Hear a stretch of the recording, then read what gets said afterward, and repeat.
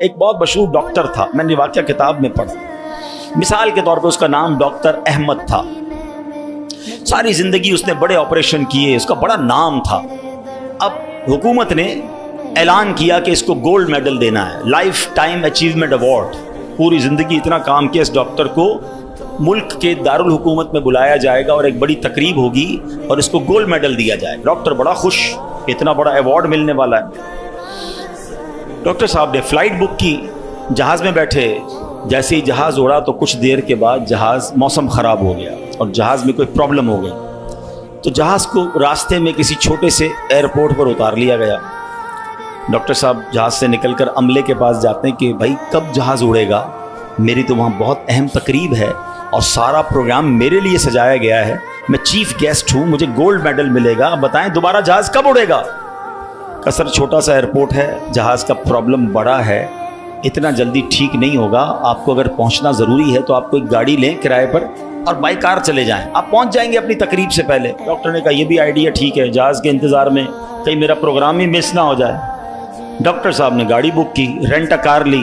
जैसे ही रास्ते में गए तो ज़बरदस्त बारिश, आंधी तूफान।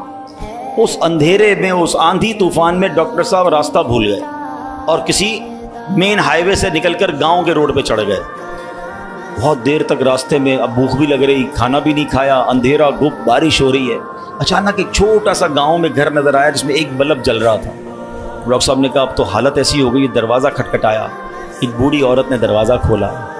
कब माँ जी कुछ खाने पीने को मिलेगा, बहुत बारिश हो रही, कब बेटा अंदर आ जाओ। वो अंदर चला गया। माँ जी ने बड़ी मोहब्बत से उसे पानी भी दिया, कुछ खाने को भी दिया। थोड़ी सांस में आई तो डॉक्टर ने देखा कि बराबर में बिस्तर पर एक नौजवान लेटा हुआ था। अब माँ जी ये कौन है? कहा बेटा मेरा बेटा है। क्या हो गया इसे? कहा इसको बहुत बड़ी बीमारी है। माँ जी इलाज क्यों नहीं करवाती?